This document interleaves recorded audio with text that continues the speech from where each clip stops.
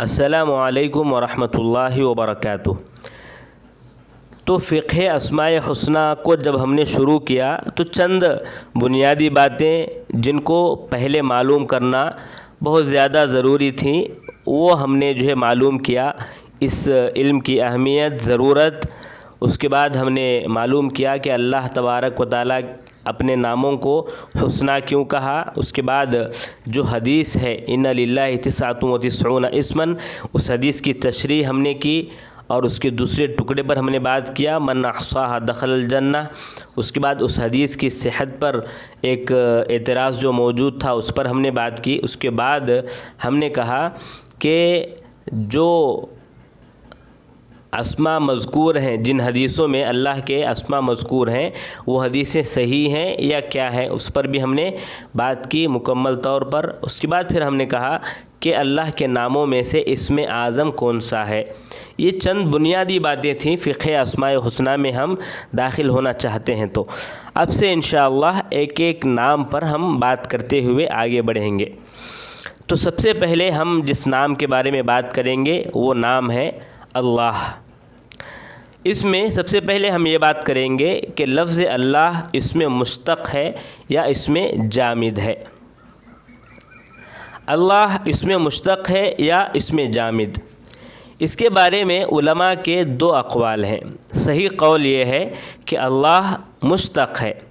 ابن قیم رحمہ اللہ فرماتے ہیں کہ سہیلی اور ان کا شیخ ابو بکر ابن عربی یہ سمجھتے ہیں کہ لفظ اللہ غیر مشتق ہے، اس لیے کہ اشتقاق کے لیے مادہ کا ہونا ضروری ہے جس سے اشتقاق ہو، اور اللہ کا نام لفظ اللہ تو قدیم ہے، جس کا مطلب یہ ہوا کہ اس کا کوئی مادہ نہیں ہے۔ اس طرح اشتقاق ہونا مشکل امر ہے، اور اگر اشتقاق مانا جائے تو مادہ کو بھی ماننا ہوگا جو کہ باطل ہے۔ لیکن جو لوگ اللہ لفظ کا استعمال اشتقاق مانتے ہیں وہ کہتے ہیں کہ جس طرح دیگر اسماء کا اشتقاق ہے اسی طرح اس کا بھی اشتقاق ہے، جیسے علم ہے، قدیر ہے، علیم ہے، قدیر ہے، یا غفور ہے، رحیم ہے، سمیع ہے یا بصیر ہے، یہ سب مشتق ہیں اور ان سب کا مادہ ہے اور قدیم بھی ہے۔ جب ان اسماء میں آپ اشتقاق مانتے ہیں اور مادہ بھی اصل ہے مانتے ہیں اور ان کو قدیم بھی مانتے ہیں تو اللہ کو محض اشتقاق ہونے کے بنا نہ ماننا کوئی معنی نہیں رکھتا۔ جو اشتقاق کی بات ہے وہ اسی لیے ہے کہ لفظ اور معنی میں یہ مصدر سے ملتا ہے، نہ کہ اشتقاق سے مراد یہ ہے کہ وہ اصل کا فرع ہے۔ نحویوں نے مصدر اور مشتق جو رکھا ہے اس سے ہرگز یہ مطلب نہیں کہ ایک سے دوسرا نکلا ہے، بلکہ صرف اتنا مطلب ہے کہ ایک دوسرے کے ضمن میں ہے۔ اس طرح اللہ کے اسماء کو مشتق ماننا کوئی غلط بات نہیں ہے۔ اب آئیے معلوم کرتے ہیں کہ لفظ اللہ کا اصل کیا ہے۔ لغت میں ابن اسیر رحمہ اللہ فرماتے ہیں کہ وہ الہ سے ماخوذ ہے، الہ یا الہ سے ہے، جس کے معنی ہے حیران ہونا، جس کا مطلب یہ ہے کہ جب اللہ کی عظمت، اس کی جلالت اور اس کی صفات ربوبیت کو بندہ دیکھتا ہے تو اس کی طرف متوجہ ہو جاتا ہے، اس کے علاوہ کسی کی طرف اس کا دل مائل نہیں ہوتا۔ ابو الہیثم فرماتے ہیں کہ اللہ کا اصل الہ ہے۔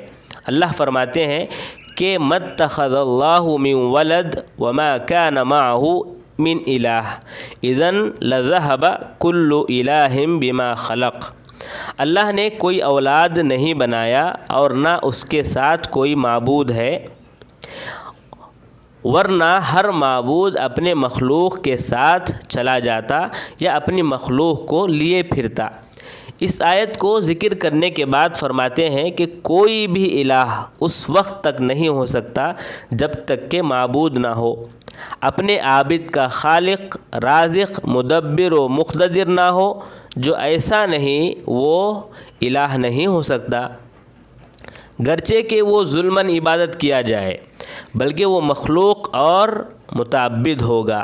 پھر فرماتے ہیں کہ الہ اصل میں ولاہ تھا، واو کو الف سے بدل دیا گیا، جیسا کہ وشاحن کو اشاح، وجاہن کو اجاہ کہا گیا۔ ولاہ کے معنی ہے مخلوقات اپنے ضرورتوں میں اس کی طرف مائل ہوتے ہیں، اپنی مصیبتوں میں انہیں پکارتے ہیں۔ جس طرح ایک بچہ اپنی ماں کی طرف مائل ہوتا ہے، اسی طرح لوگ اس کی طرف مائل ہوتے ہیں۔ عرب کے لوگوں نے جب سورج کی عبادت کی تو اس کو الہ کہا۔ زجاج نے اس بات کو ضعیف کہا کہ الہن اصل میں ولاہن ہے۔ ابن سیدہ فرماتے ہیں کہ الہتن، الوہتن، الوہیہ عبادت کے معنی میں ہے۔ سورہ اعراف آیت نمبر 128 میں وَيَذَرَكَ وَآلِهَتَكَ ہے۔ ابن عباس رضی اللہ عنہ نے وَيَذَرَكَ وَإِلَٰهَتَكَ پڑھا ہے عبادت کے معنی میں۔ ابن بری ابن عباس رضی اللہ عنہ کی قرات وَيَذَرَكَ وَإِلَٰهَتَكَ کو قوی مانتے ہیں۔ عرب کے لوگ جاہلیت میں بتوں کو آلہہ کہتے تھے، جو الہ کی جمع ہے۔ اللہ نے کہا وَيَذَرَكَ وَآلِهَتَكَ، یہ آلِهَتَكَ سے مراد وہ اصنام ہیں جن کی یہ قوم فرعون عبادت کرتے تھے، اور اللہ اصل میں الہن تھا، فعال کے وزن پر، مفعول کے معنی میں، اس لیے کہ وہ مألوہن ہے، یعنی معبود۔ جس طرح امام کہتے ہیں فعال کے وزن پر ہے، مفعول کے معنی میں ہے، اس لیے کہ وہ مؤتم بھی ہے۔ جب اس الہ پر الف لام داخل ہوا تو حمزہ حذف ہو گیا۔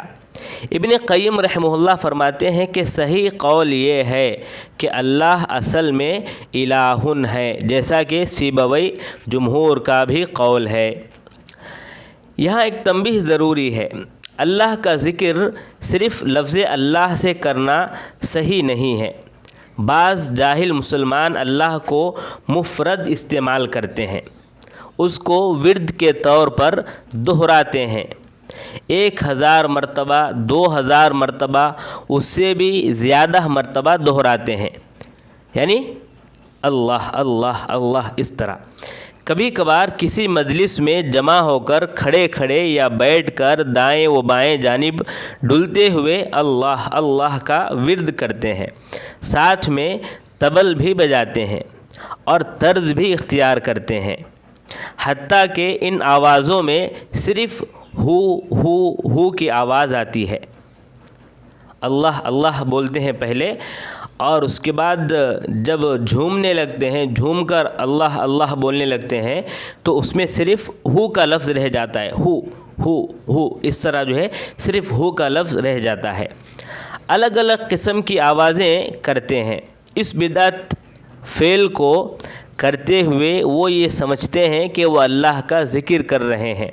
یہ کس نے اجازت دی کہ صرف اللہ کہنا ذکر ہے، یا دیگر اسماء میں کسی اسم کا مفرد ورد کرنا ذکر ہے؟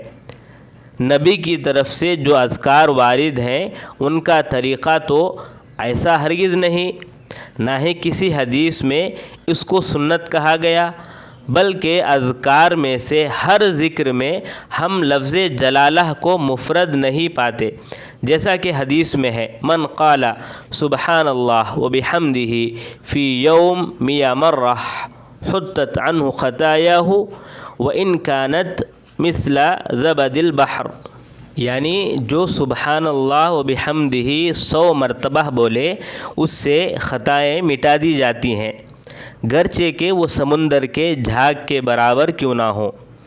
اسی طرح کلمتان خفیفتان علی اللسان ثقیلتان فی المیزان حبیبتان الی الرحمن سبحان اللہ وبحمدہ سبحان اللہ العظیم۔ 2 کلمے ہیں جو زبان پر ہلکے ہیں، میزان میں وزنی ہیں، رحمان کے پاس محبوب ہیں، وہ سبحان اللہ وبحمدہ سبحان اللہ العظیم ہے۔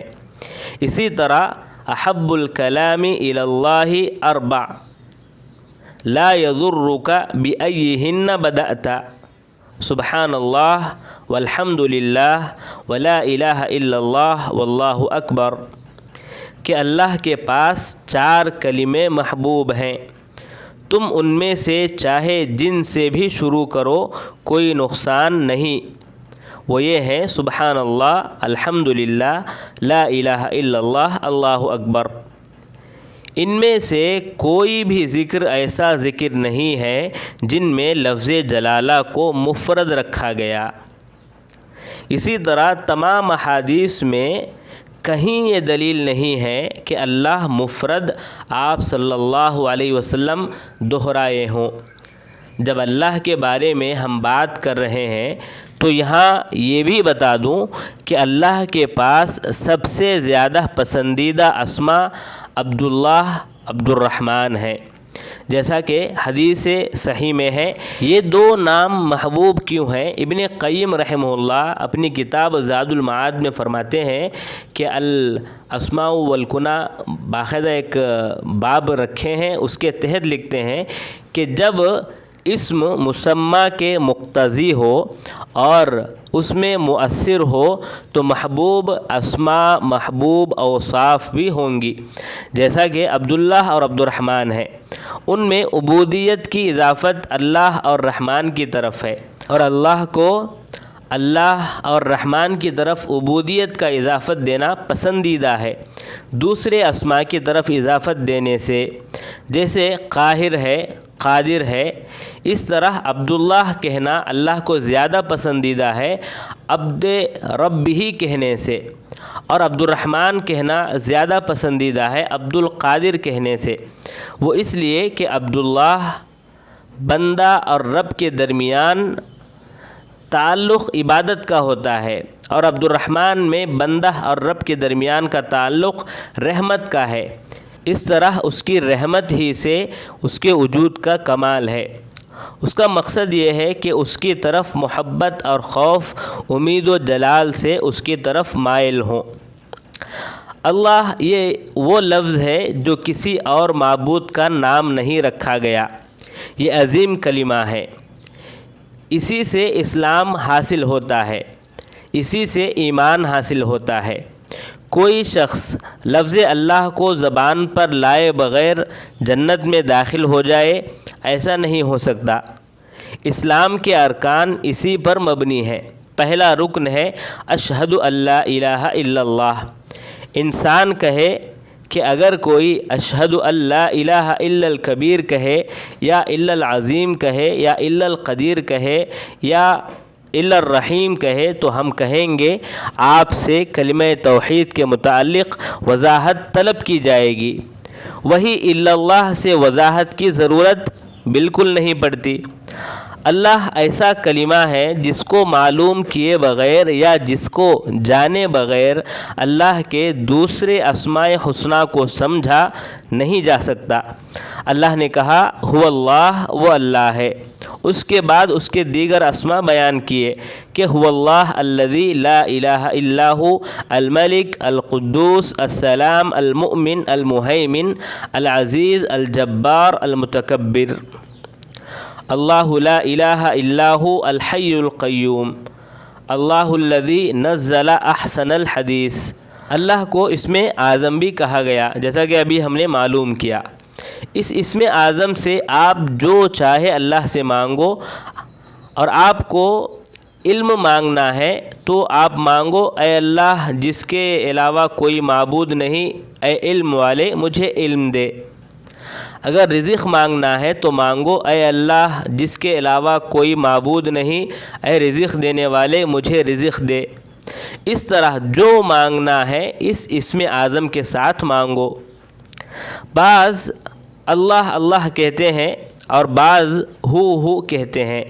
بعض کہتے ہیں کہ لا الہ الا انا، الا انا، الا انا، حتیٰ کہ یہ عقیدہ کر لیتے ہیں کہ میں اللہ ہو گیا، جیسا کہ حلاج نے کہا کہ انا من احوا ومن احوا انا نحن روحانی حللنا بدنا فَإِذَا أَبْصَرْتَنِي أَبْصَرْتَهُ وَإِذَا أَبْصَرْتَهُ أَبْصَرْتَنَا۔ یہ شرک ہے یا توحید؟ یقیناً شرک ہے۔ حلاج اور اس کے استاد سے پوچھا گیا کہ اللہ کہاں ہے؟ تو ان کا جواب ہے کہ اللہ میرے ساتھ ہے، نعوذ باللہ۔ یا اللہ میرے جبے میں ہے، حسبنا اللہ و نعم الوکیل۔ حالانکہ اللہ کے نبی نے ایک لونڈی سے پوچھا کہ اللہ کہاں ہے، تو اس نے جواب دیا آسمان میں ہے۔ تو اس عورت کو اللہ کے نبی صلی اللہ علیہ وسلم نے مؤمنہ کہا۔ تو یہ لونڈی بہتر ہے اس طرح کے کہنے والوں سے جو یہ کہتے ہیں کہ اللہ میرے جبے میں ہے۔ محمد بن علی الشنقیطی فرماتے ہیں کہ میں ایک مرتبہ ریاض میں دروس دے رہا تھا، تو لوگوں نے ایک آدمی کے بارے میں کہا کہ وہ الگ ہی نماز پڑھتا ہے اور الگ ہی رہتا ہے۔ وہ فرماتے ہیں کہ میں نے اس کو بلا کر پوچھا کیا بات ہے، تم ان کے ساتھ نماز نہیں پڑھتے؟ تو اس نے کہا نہیں، یہ سب کفار ہیں، ان کا عقیدہ یہ ہے کہ اللہ اوپر ہے، اور میرا عقیدہ یہ ہے کہ اللہ میرے ساتھ ہے، اسی لیے میں ان کے ساتھ نماز نہیں پڑھتا۔ تو شیخ فرماتے ہیں کہ میں نے اس سے پوچھا اچھا بتاؤ، اگر اللہ تمہارے ساتھ ہے تو کیا بیت الخلاء میں بھی وہ تمہارے ساتھ رہتا ہے؟ تو کہا نہیں، بلکہ وہ باہر انتظار کرتا ہے، نعوذ باللہ۔ میں نے کہا ٹھیک ہے، تمہارے ماں باپ کا بھی رب ہے؟ کہا ہاں ہے۔ تو میں نے کہا ان کا رب تمہارے ساتھ ہے یا ان کے ساتھ ہے؟ تو وہ خاموش ہو گیا، جواب نہیں دے پایا۔ پھر اللہ آسمان پر ہے اسی موضوع پر میں درس دیا تو وہ اپنا عقیدہ درست کر لیا اور دلیل کے ساتھ بات کرنے لگا، اور دلیل کو معلوم کر کے اس کو خوشی ہوئی۔ تو معلوم کیا ہوا کہ اس طرح کے جو عقیدہ رکھتے ہیں لوگ، ان کے سامنے اگر ہم دلیل کے ساتھ بات کریں گے تو وہ خود بخود صحیح راستے پر آ جائیں گے، ہمیں ان سے جھگڑنے کی ضرورت نہیں ہے۔